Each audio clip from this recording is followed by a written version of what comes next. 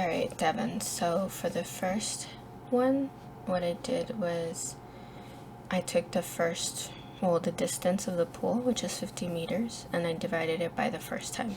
So that gave me a velocity of 1.98 meters per second. And then for the second half, it's the same 50 meters, but this time by the second time, the return trip. So that gives me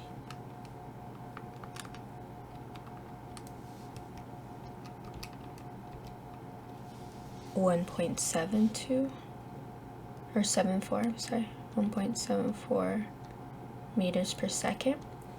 But for the average velocity of the round trip, since you're in a swimming pool, right?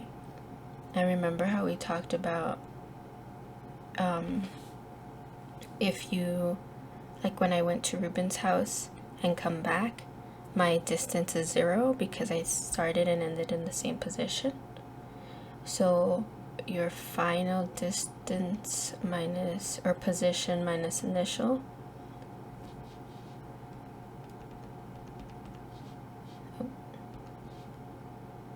your position F minus position I is the same spot, so you have a total distance of 0. So for your final or average velocity for the whole trip, it's 0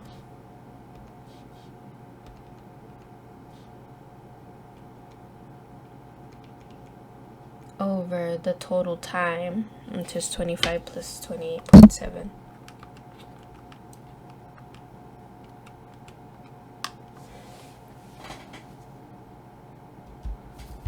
It's 53.9, but that doesn't matter because you still have 0 meters, so it would be 0. Okay. For the next one, it says what's the shortest period of time which a bacterium could drift. Double check this one, because I don't know if she might want you to do like 100 over 53.9. Okay. I would look up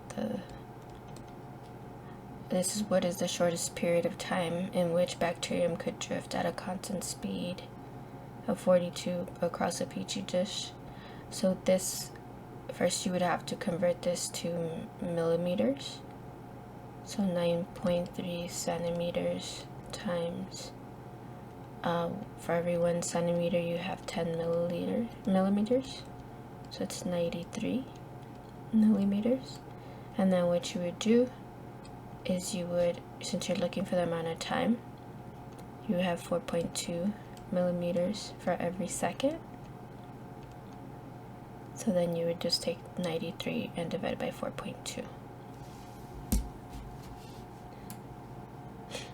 And then for the third one, Mark and Anna walk with a velocity of 1.24 meters per second eastward.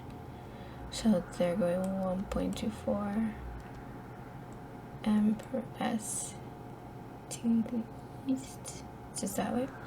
If it takes them 9 minutes to walk to the store, how far have they walked? So the east doesn't really matter right now, but 1.24 meters per second. And then 9 minutes, we need to get into seconds. So there's 9 minutes, and then every minute you have 60 seconds. So 9 times 60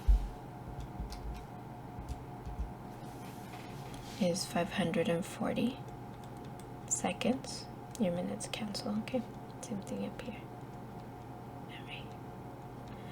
Alright. So we have 540 seconds. So now what you want to do is you want to see the distance. So you take 1.24 meters per second times 540 seconds. Your seconds will cancel because it's on top and on the bottom. And that'll give you your total, how far they walk, the distance. So 540 times 1.24 equals 600 69.6 meters. Okay, and that's how far they walked.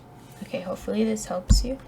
I'm pretty sure for the average velocity, it's 0 meters per second because they didn't travel a total distance, but I'll double check, okay? All right, I love you.